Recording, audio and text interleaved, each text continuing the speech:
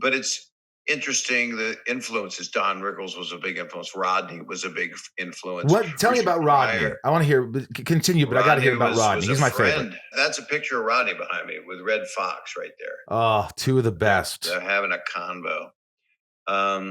It's really weird because and that's on my Instagram right now. I posted it, and it's my set from the Young Comedian special on HBO when I was 26 in 1984, and Rodney really loved me. And I only had I met him in La Jolla at the Comedy Store, and he came in and he was at La Costa to clean up because he had been. He's a partier. He loved pot. I'm going to smoke it every day of my life, man. I don't care who knows it. And he comes to the club with two ladies a lady on each arm. And he goes, "Oh man, I saw you on Merv Griffin, man. You got a good head. You're Jewish. You're I have to curse, you okay? Good head. You're Jewish. All right. How are you? I have to curse you. Well, I'll do it. No curse. What are you doing? Okay, yeah. He went, you're Jewish. You're fucked up. You're never going to be happy.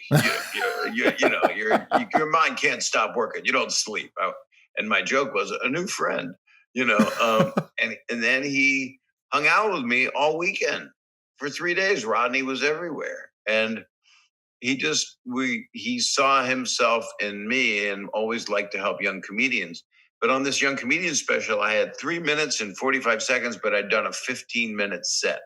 And I introduced him to Sam Kinison, and I also got Sam his first spot at the Comedy Store. And so I had a closeness with Sam in the beginning after he was done being a faith healer and wanted to be a comedian. Right. And obviously we see what happened with him. And tragically his ending. And Rodney, I said, "Why did I only have 3 minutes and 45 seconds?" Because I was, I had a really great set. He went, "Can't help it, man. Sam crushed, man." I went, "Well, I did pretty good." And he went, "Sam, oh man, Sam." I was like, okay. Always rejected by somebody. So he was, oh God, he was so funny. So he comes in, he goes, "Man, I don't know how I'm doing this. This is the Comedy Store in La Jolla." He goes, "No booze, no coke, no pot, no pills. I don't know how I'm doing it." And I went, wow, that's a comedic sentence without even effort. Was he a lonely guy? Did you feel like you ever, "Hey, Bob, come hang out with me"? Well, I would hang out with him, but he also married Joan.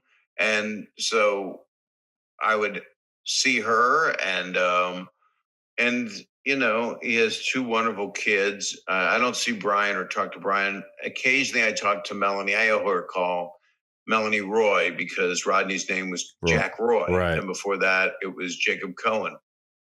And so he went through a lot of incarnations to try to survive. Well, he had a lot of problems with his father, right? I read the book, and he always wanted to get approval, which I could understand. I always wanted my father to be proud. I always wanted, he wanted love. And when I read that, it made me cry because I thought I just want to make my dad happy. I just want to make him, like me. And when I saw that someone else went through that, you get that feeling like, oh, that's kind of like me. I get it.